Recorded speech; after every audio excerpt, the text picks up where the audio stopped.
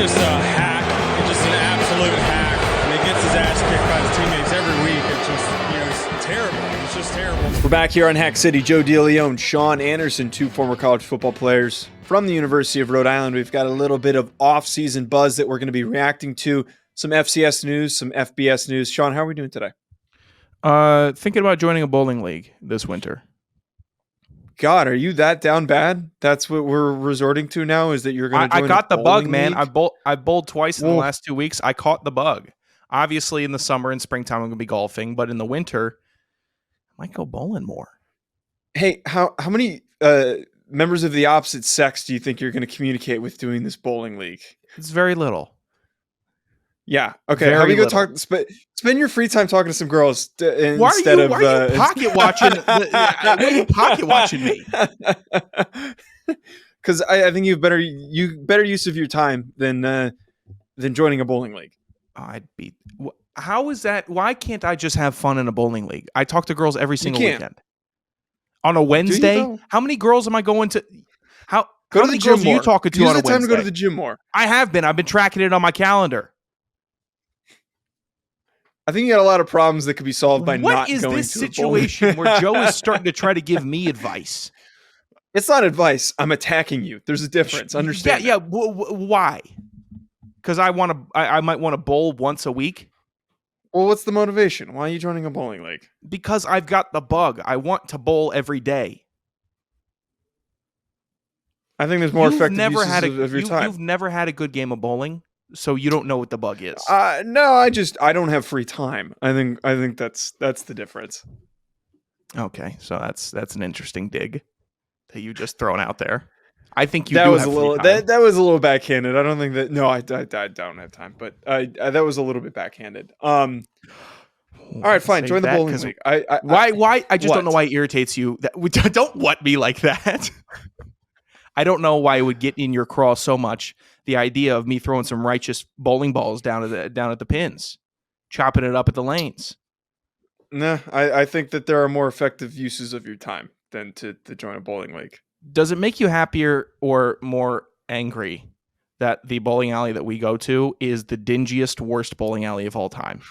That actually makes it a little bit acceptable if you were going to. It's not like this souped up where we got the good kitchen, we got the TVs and all the lights going crazy. It is literally just a bowling alley. There's an arcade. So here's my qualm with it is I feel like when you start joining the bowling leagues, it's the beginning of the end. You know, it's the beginning of the downward spiral, and then you do your first week in the bowling league, and then you blink, and then you're wearing the Air Monarchs. Your back hurts when you stand up. You've got the wrist brace, and it's just the beginning of the end. I'm trying to save you. That's all it is. Okay, that's good rationale. I still think that me and you are young enough to still want to compete in things, and not like sad compete. Like still like I would argue bowling is sad compete. Bowling close, but it's join a semi-pro football league with a bunch of truckers. I think that would be a little bit cooler. I got invited. Every weekend I got invited to join another league. It's a flag football league, and it's like, oh, you'd be playing on the line. I'm like, what value would you provide to a flag football team? It's a lot. That's like me joining one. Here's the thing. What am I going to snap? Yeah, good luck. And you don't have hands. At least I have hands. I could roll out in the flat. But you're not moving very quickly. So like, what are you going to be doing? I don't need. Look, let me explain. Okay. God, can I explain? No. All right. So basically, every weekend, maybe once every 2 weekends, it's slowed down a little bit because I think they've all checked me off their list by now. But I would go out and I would get recruited to an adult football league in Northern Virginia or DC, where it's either a tackle league with pads, a tackle league with no pads, a flag football league with no pads.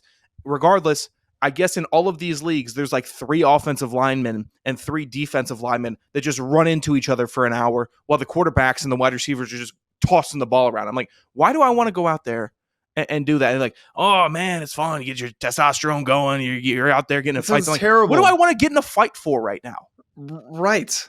Why am I trying? I'm going to go challenge a 31-year-old a guy living in Bethesda that played at LSU. That's what's going to be fun for me? I would doubt that it is anybody with much athletic prowess. I would assume it's the guys that made the all-state team in high school, and they still think that they've got a little bit left in them.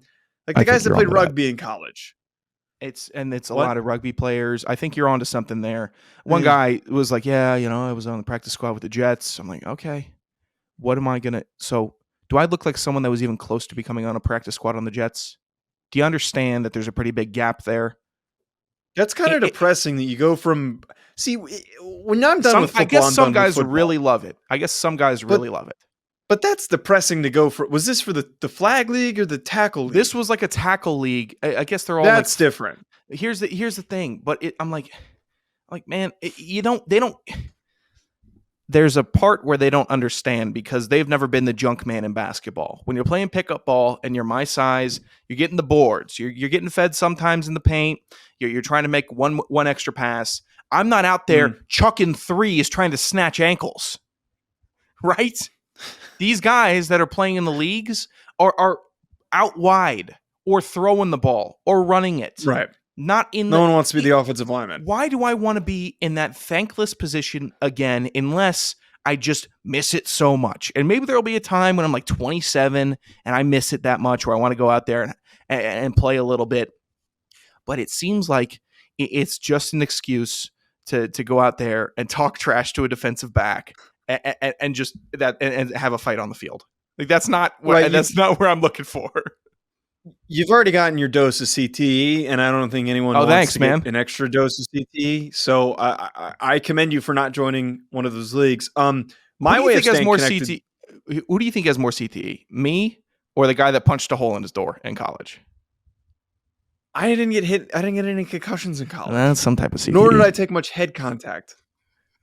No one's hitting the long snapper. Like I'm going to sit here. I got my bell rung once against JMU, and that was the extent of it. There was never any serious head contact. Everything else really was wobbly. Just, no, Giannetti hit me with a UFC spinning back fist one time in practice, and my vision went black and white. Yes. Oh my God. He was just trying to do a spin move, but the back of his wrist hit me, ear hold me, and it was just like, oh, well, there's the concussion grenade from Call of Duty. Heard it, saw it. It was a problem.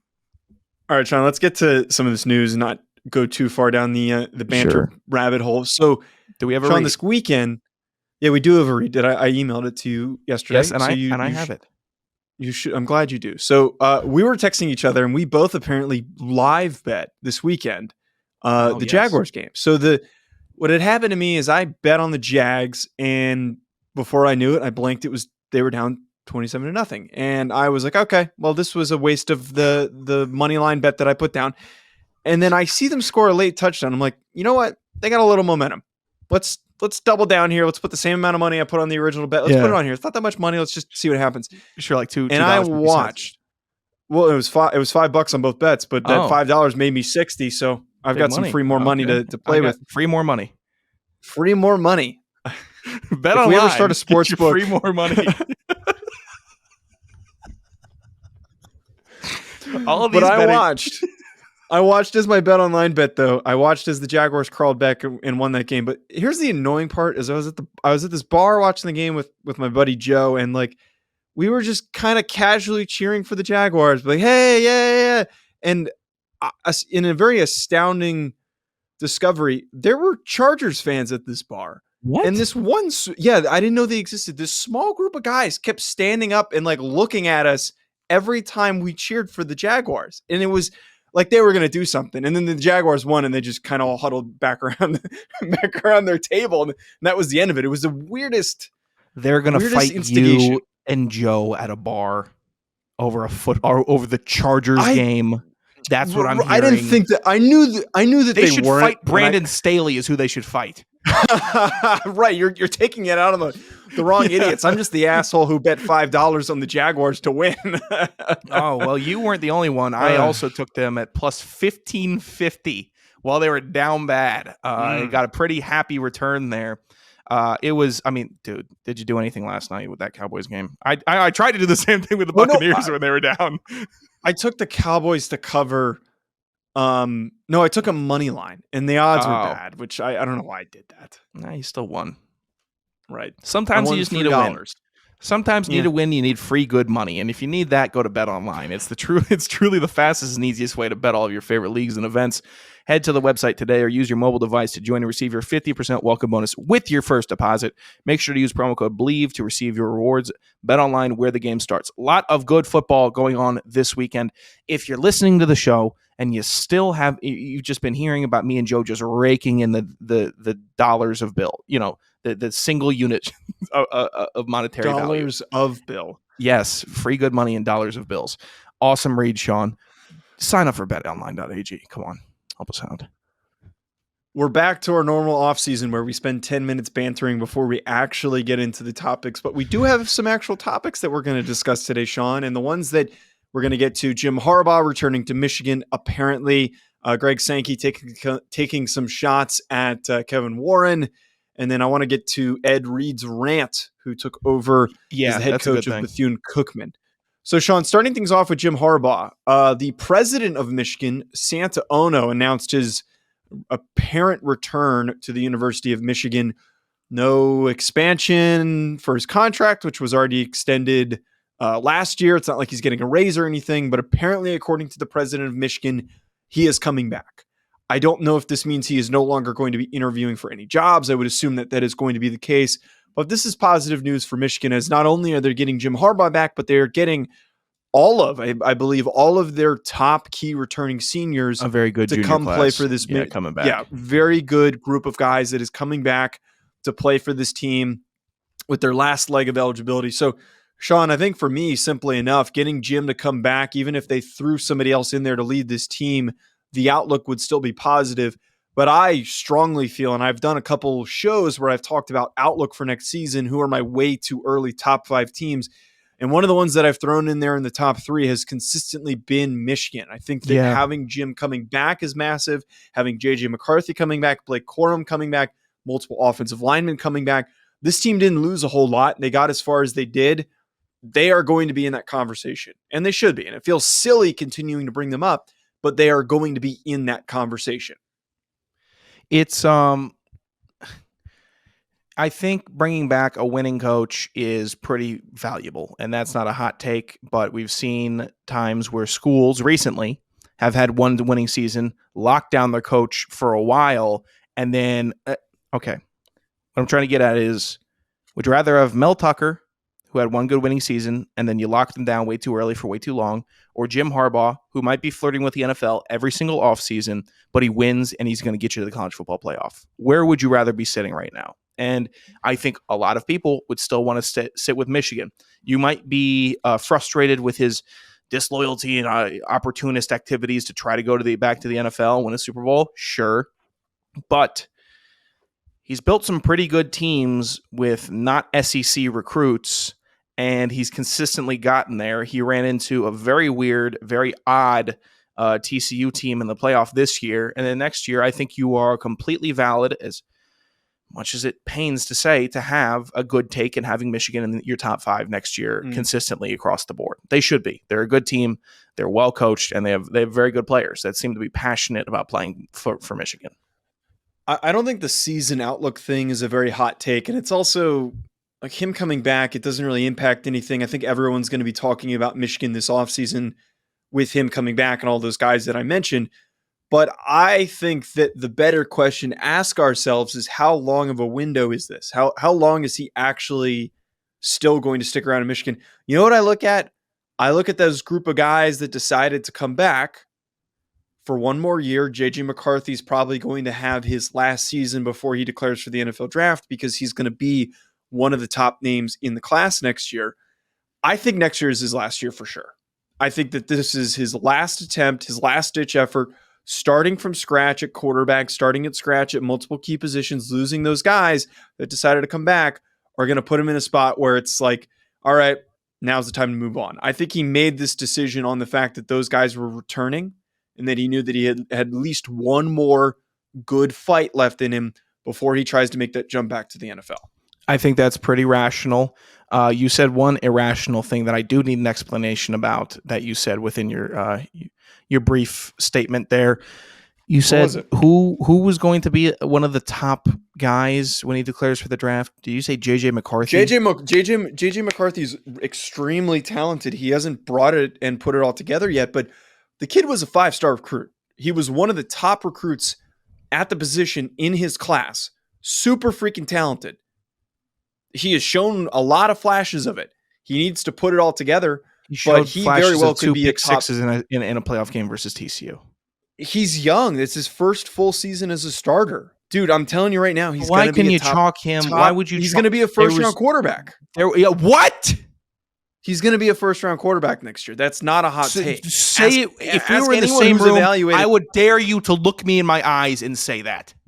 Yes, I'm going to look you in the eyes and say that JJ McCarthy will be one of the top quarterbacks drafted in the 2024 NFL draft. He will be a first-round pick. If Will goddamn Levis is being considered to be the first overall pick, class. It is a thin class, brother. It's next a thin year's class. A really talented group, man, and he's going to be amongst Caleb Williams and Drake May are 1A, 1B, right? Yeah, absolutely. Cam Ward's in there. JJ McCarthy's in there. JJ McCarthy not in there. Off of what? Just because he was nothing that I saw this year that said game. this is a first-round quarterback. There was nothing that I saw until he ran up and down the field on a tired TCU defense. Now, don't tell me to watch the tape. I watched plenty of Michigan. He had a duel with Talia Tagovailoa. Did he? It's a projection. We're making a projection based on traits, and my projection is based on the fact that he's got the tools. And next year, look, I'm not saying it right now. It's a lock. I'm saying that next year come down to the wire with Maryland, or was it next year? Ohio State? Next year he puts those traits together, and he has a better season. He shows improvement, just a little bit of improvement. He is a first-round pick. I think that is a crazy. There's no debate. It is a crazy expectation to put that much certitude on him becoming a first-round pick. He has everything that you want. He was a 5-star recruit. He is a great athlete. He's got a great arm. What does that matter to me? What does a 5-star recruit matter to me or you? It means he's got the 5-star recruits get the rating that they do because they have the traits to be a highly drafted kid and to be one of the best players at his position in the country. Who would get drafted higher? Not every guy actualizes it, but when it is actualized, it leads to high performance and eventually being drafted highly. Who would get drafted higher, Quinn Ewers or JJ McCarthy? I'd put them in the same. I'd take Quinn in the first round also. I would take him over those guys. JJ McCarthy, who was a 3rd-round pick, maybe late 2nd round. He's not a 3rd-round pick. Who's telling you this? Who's telling you he's a 1st-round pick? My own observations. Is he better than Sam Hartman? Is JJ McCarthy better than Sam Hartman? Sam Hartman's going to be 45 by the time he enters the NFL. Doesn't matter. Is JJ McCarthy going to get drafted higher than Sam Hartman over JJ McCarthy? Because Sam Hartman can play quarterback. Sam Hartman's at his ceiling, though. Why am I drafting Sam Hartman, who's at his ceiling, when JJ McCarthy has all of the traits and is still very young and has a lot of developing still to be done? Okay, I got 2 more. All right. JJ McCarthy, would you draft higher than Bo Nix? Absolutely. Are you kidding me? Oh, Bo Nix is a good college quarterback. What, next you can ask me if I take him over Stetson Bennett? Would you take him over Michael Penix Jr.? It shouldn't be close. It shouldn't be a tough decision, Joe. It should be, because Michael Penix Jr. again is an older player. He is already closer to his ceiling. I have seen just as many flashes from. I'm tired of seeing young quarterbacks go to the NFL and not have. They don't know what's going on. I would take DTR over JJ McCarthy because it's a hard position to play, and as we've seen, who are the most successful guys in the NFL? So here's what the guys with the best traits, the guys with the most talent. Those are the guys that succeed. Would you draft him first round to have him sit? Would you have him sit for 2 years like Jordan Love, or would you expect him to be a first round game breaker at 22 years old? Or 23, however he is. There are very few guys who can step in and by their second season have an impact. Daniel Jones is a perfect example of somebody who took a little bit of time to be good enough to win a playoff game. There are a lot of guys. Justin Fields is one of them. I think Trey Lance is going to be one of those guys. There is a window and a development process for a lot of these quarterbacks that is not just overnight. And you're banking on traits. That's why you're drafting a guy like that. That's why I like a guy like Anthony Richardson, is because I'm banking on the traits. The fact that he is Do you think young. Anthony Richardson's a first round guy? Yes, I do think Anthony Richardson's a first round pick. I haven't finished my we evaluation. Diametrically opposite. Can I give you some philosophical values on the quarterback? I'm going to give you some all 22 tape, and you're going to watch it, and you're going to do a film eval for me on Anthony Richardson, and then I would like to sit here and have a debate with you. Do it. Okay. All right. We will. You're going to download the DV Sport app, and I'm going to give you a login. No, I will not do that. I will not download DV Sport. That's one thing I will not do. I knew that was going to give you PTSD. All right, let's try not to waste too much time on this topic, because I know we're going to go down a rabbit hole. I just know we are. Just going to fight you. You are in. Well, I would love for you to fight me, but you're not going to. You refuse to come out here and why don't you come to New York this weekend with me? Why don't you come to New York this weekend with me? Because I can't. It's draft season. I've got a lot going on, dummy man. I would love to come to New York. I would love to come to New York. I have to get ready for a trip to Mobile. It's January 17th. I'm going to Mobile in 2 weeks. Why don't you give me a heads up? What do you mean give you a heads up? This is like everything is on a constant changing wheel. It's like, okay, this thing's coming up. I got to prepare for this. This thing's coming up. I got to prepare for this. Am I supposed to? Am I your booking agent too? Is that what this is? I was your booking agent when we went to freaking Bowie's Creek. I had to get on you to make sure that happened. That is God. That is true. But all right, let's talk about the Greg Sankey stuff, Sean. Sure. You want to talk about two 50-year-old men going at it? Yeah, two 50-year-old men going at it. So this saga I'm obsessed with because it has a lot of high school drama vibes to it. So Greg Sankey said in the Georgia celebration after they won the national championship, this was his quote: "We need leaders today in college football and college sports. Not leaders who make a stop to build a resume and go on to something else, but those who understand the problems ahead are real and demand our attention." Now, that's a very apt point by Greg Sankey, and he's referring to Kevin Warren, who was the Big Ten commissioner, who is now moving on to be the CEO of the Chicago Bears. And in a response to him, I love this response because it's so just like, I don't care. I've moved on to the next thing. Kevin Warren responds with, "Tell him I love him."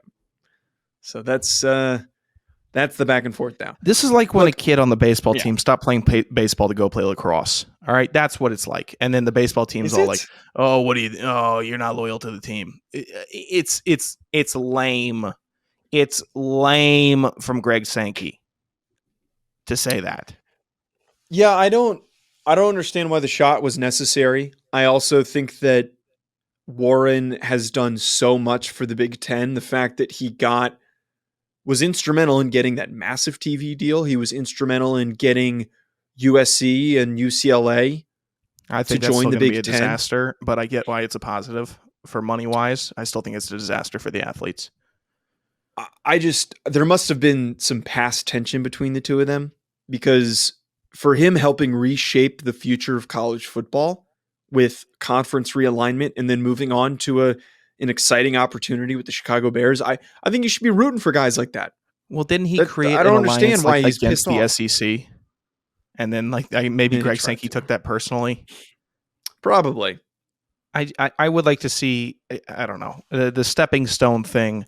If people believe, and there are people who believe, that Kevin Warren has interest in becoming the next commissioner of the NFL, if that's what he wants to do, then get some commissioner experience in the Big Ten, go become a CEO of a NFL team, and then become commissioner of the NFL. If that's what he wants to do, who cares if he stays at the Big Ten for longer than 3 years? I don't. I also, if I'm Sankey, I don't care about this, because I would, and look, we know it's below him. It's beneath him. He's in the SEC. He's too powerful. Well, it's the next highest competing conference, but as we know, there are a lot of movements in the shadows that happen with all of these conferences. And I know this is a total tinfoil hat theory here, but like, if I'm Sankey, I'm trying to see who I can get, and maybe who can take on that position that would be the most advantageous for the SEC. Because ultimately Sankey's goal, we know Sankey's goal is to reimagine and resculpt the landscape of college football. As he talked about in this quote, he does not need a competitor in this position. He needs somebody he can work with. That's what's important. His enemy is the guy, the dumbass that I don't even know his name, that they just hired as the new head of the NCAA. That's your enemy. Oh, yeah. This is a partner. You should be partners with the second biggest conference, because eventually, realistically, that should be the competing conference for a national championship. That is what is going to lead to a better product, so we don't have to watch what we saw this year. You think him and Charlie Baker are going to become enemies? I think Baker? The new NCAA president, former governor. Again, I could care less about that moron. Why do you care less about the president of the NCAA? He's a meat shield. And I care less. Meat shield. For what? For the fans to yell at? Yeah, yes, absolutely. The emirate before him was a meat shield. They just said, like, all right, guy, you took too many shots. There's too much blood on the ground. We got to bring in a new meat shield. Here's what I've really been realizing. Like Roger Goodell and all these commissioners are just an outlet for sports fans to yell at them like they want to yell at their boss. That's what I've started to realize in seeing the discourse of there was a Vikings fan that was calling Roger Goodell a bitch and you just being foul to him. And I'm like, okay, you really don't care about this. This is what you want to say about your boss at Little Caesars. Like, that's what you want to say. Not to Roger Goodell. You don't know Roger Goodell. You haven't met him. You haven't seen what. If you want to talk about some of the practices of sweeping things under the rug, if that's when you want to yell and you have a firm argument why you don't like what he does, fine. But booing him, you're literally just booing your boss subconsciously. And I think a lot of the dumb sports fans don't understand that. That's why I don't boo the commissioners. I don't boo these leaders of their industries in sports, because why would I? I don't know them, and that's why I don't get you booing Charlie Baker. Wait, I boo him because of the NCAA's lack of institutional control and the chaotic nature of the sport is directly related to the NCAA. I hate him for who he now represents. He's not the one who made all the decisions and pulled all the strings that led to what NIL is right now, what the transfer portal is right now. Sure. I am supportive of both, but there is a clear stance by the NCAAs that they just said, F it. You guys wanted this, go ahead. Just do it. Like you guys, like a pouting child, like an upset, or actually I think the better example is it's like an upset parent when you get your way and they didn't want you to do something. It's like, you know what? Fine. You guys want to go do it.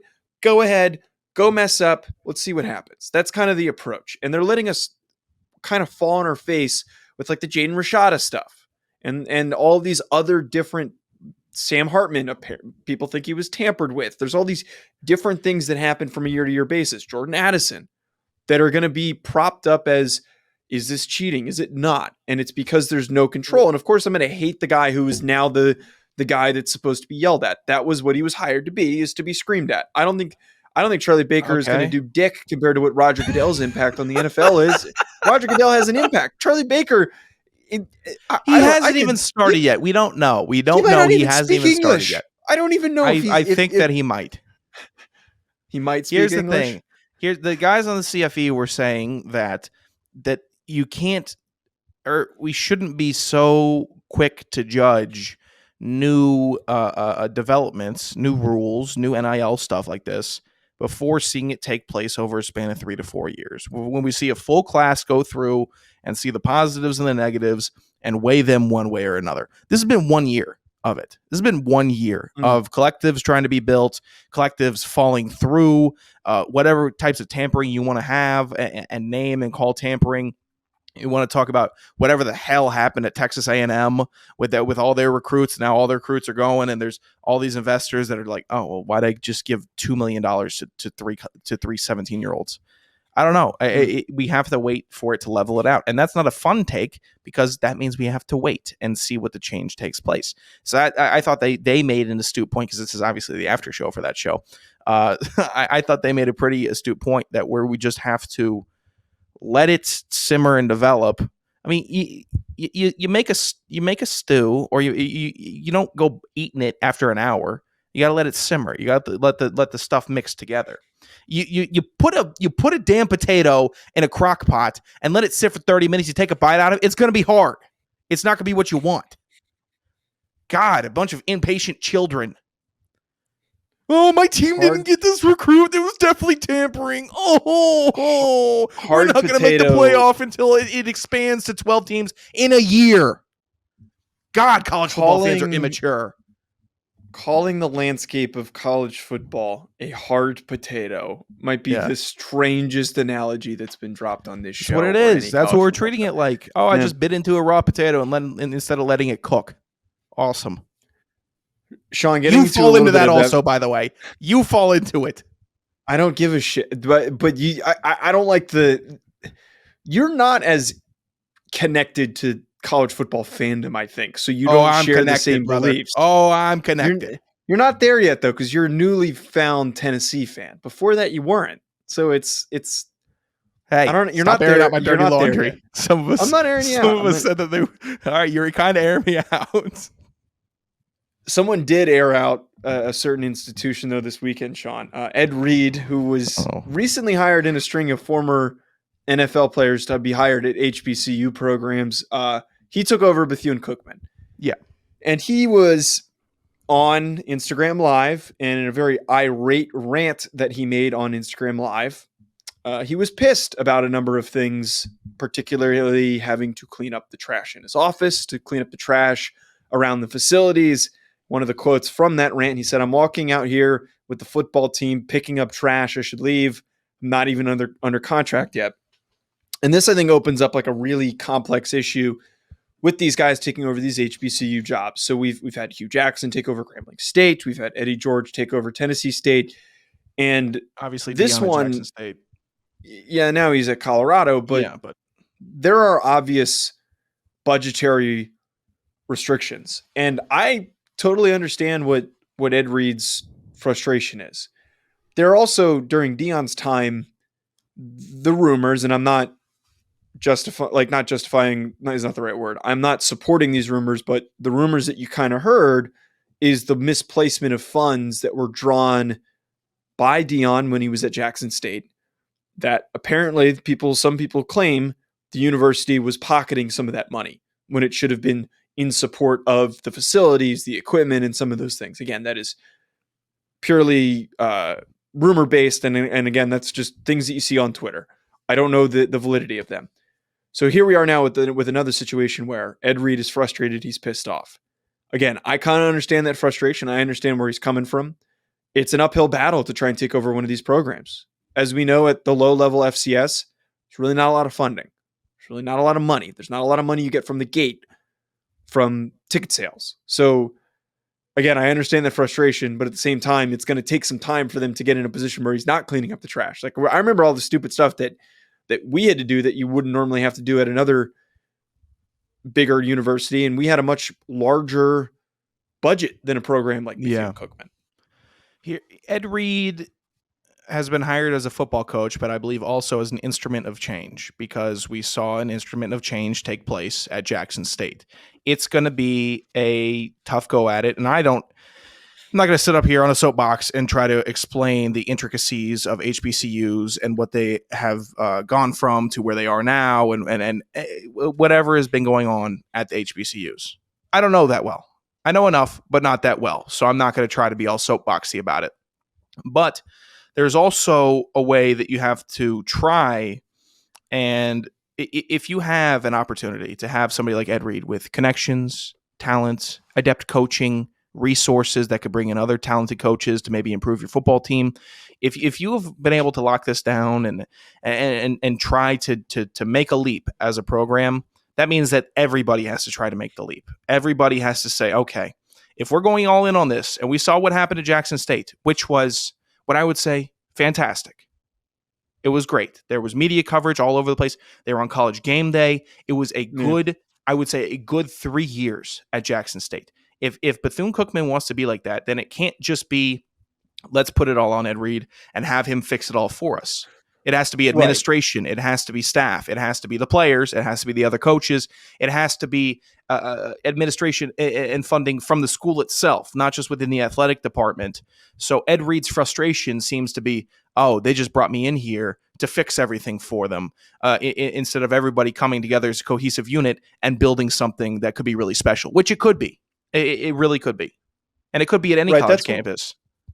Yeah, that's what I was loosely getting at, and I think you really summed that up perfectly, where Well, that's what I do. having a former superstar veteran in the NFL and in college football A Hall of Famer. take over your program, like a Hall of Famer, bringing that guy in deserves a level of support. You hire that guy, and it's not only saying, okay, this is going to bring positive attention to the university.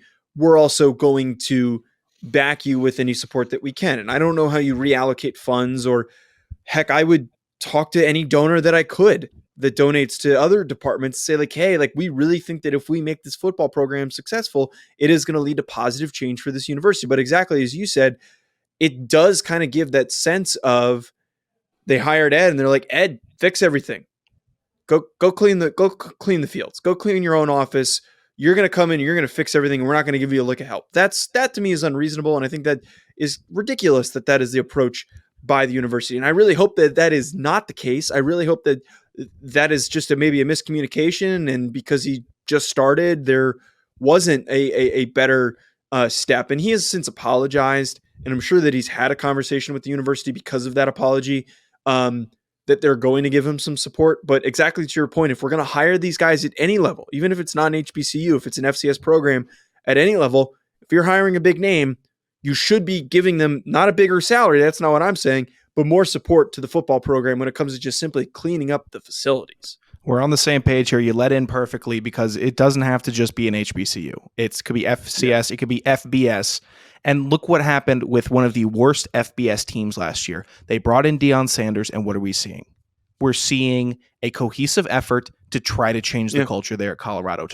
I think Colorado, with a new culture change, with inspired players and coaches and administration, can win some games next year. They won't have 2 wins, 3 wins, whatever they had. They could actually be competitive in the Pac-12. And with that, with however many people coming together like that, Bethune Cookman could win a bunch of games next year. They could. And so it's not, I don't see it as solely as an HBCU issue. I see it as it could be individually school-based. And I mean, shoot, man, this is Colorado. They have had stars. They have had good players, coaches. They are a long-standing FBS institution. They are awful, and they were awful last year.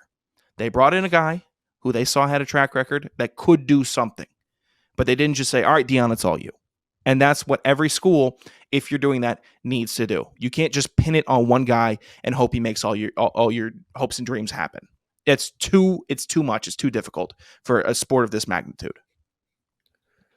All right, Sean, we got to wrap soon. Sure. So we can't get to the 30 minutes of the Sean Anderson show. You wrote a lot of things down that you wanted to share with us. We haven't done a show in a little bit. I thought we could discuss some things, but we've already gone for about 40 minutes.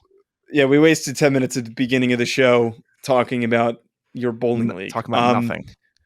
Talking about nothing. I want to hear the hot tub story. The rest of these, I think we could save for another day. TikTok stinks, as we know, so that we don't. That's nothing that we need to. It's just rehash that you don't know how to operate your phone properly, and that your big head doesn't fit on the screen when you try to do the green. Is that what? Do I need to pull the phone away from me more?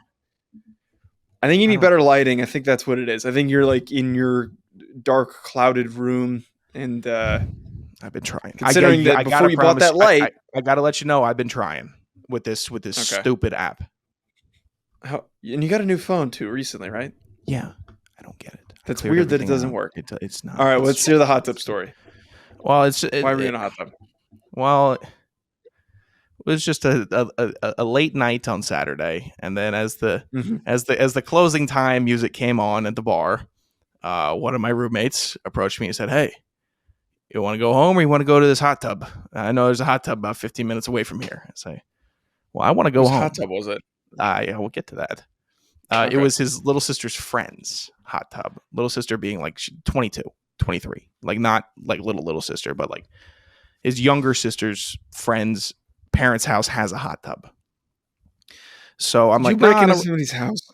No, well, I don't know how invited of a guest I was. I was there. the welcome. I can just think. They weren't really Could you necessarily imagine rolling being- out the red carpet.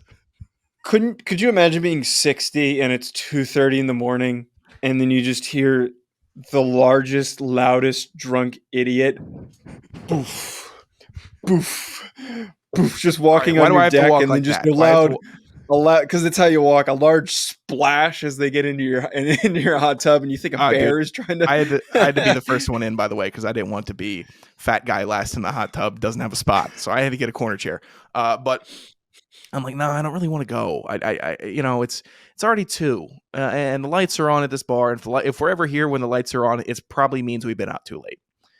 Mhm. And then he's like, oh no, come on, don't you think it'd be fun? I'm like, I got convinced. Took the Uber out there. Pulled up to the house. Crazy house. It's like a beach house on the inside, which I've never seen a house like that in Northern Virginia because it's Northern Virginia. It's suburbs. But it was like a trippy house. I was like in a whole different world where time didn't exist and there were landlines in bathrooms and just weird art. And the mom was still up watching SNL, and I had to introduce myself to her at 2:30 in the morning.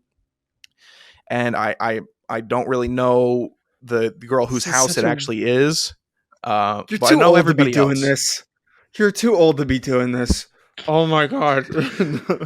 You and I are living in completely different worlds right now, but continue. One of us is having fun, one of us isn't. Yeah, but I think continue. What? Am I far off on that? You're correct. You're definitely having a lot more fun, and I wish I could willingly have. I wish I could not care and be up till 2 a.m. and not think like tomorrow, like damn, 2. I'm just gonna not get anything. Actually, up till 4 probably. I can't Every bit. functionally be like, damn, I'm just gonna throw tomorrow away. Like I would be very flustered knowing that I did not like get ahead. Get more extra work done. That's just how I operate because I'm uptight. Unlike I'm not. This isn't a dig at you. Like No, I'm just too I uptight understand. to No. do something like that. I'm not even taking it as that, which I normally would. But this, you are completely right. I'm too old for this. I'm too old to be doing this on every level. I'm too old to be closing down the bar, which not even with that fun of a company, I would say. And then, I mean, it was okay, but rolling into a hot tub at 2:45 in the morning in a stranger's hot tub and then leaving bloody footprints because I stepped on a nail in the inside basement that I had to clean off the tile. Oh, some of us would say my that I am God. too old for that. Now it was a clean nail, so I don't have tetanus, which I'm happy about. It was like I remember now. The nail thing makes sense. Yeah. We had a call on Sunday night. Yeah, I wanted to call my pal and let him know. He said save it for the show, but no, it was rather debaucherous. But I did bowl on Sunday, so I did get some stuff done. I'm praying for you. That's all I'm going to say. I'm also praying you don't think for our it would be fun? listeners. You don't think it'd be fun to sit in a hot tub next to me, both of us in our underwear? No. Why wouldn't that be fun? You don't think that the owners of the hot tub are happy that I'm sitting in my underwear in their hot tub after being at the bars for 8 hours? Were any of was it your friend's sister or your friend's friend's sister? No, it was me, my roommate, a friend of the household, my roommate's sister, and my roommate's sister's friend. Okay, so it wasn't just a bunch of random. It was not just me sitting. I had Okay. at least some present company that could cover me if someone was like, "Who's this jerk?" Okay, I don't think that would sound very entertaining for me. If I'm being completely honest, Come I'd on, rather it be was asleep. To each their own. Again, I'm praying for you. I'm praying that you make it to 30 at Joe DeLeone at Sanderson Radio. Oh, so am I. Drive safe, everybody.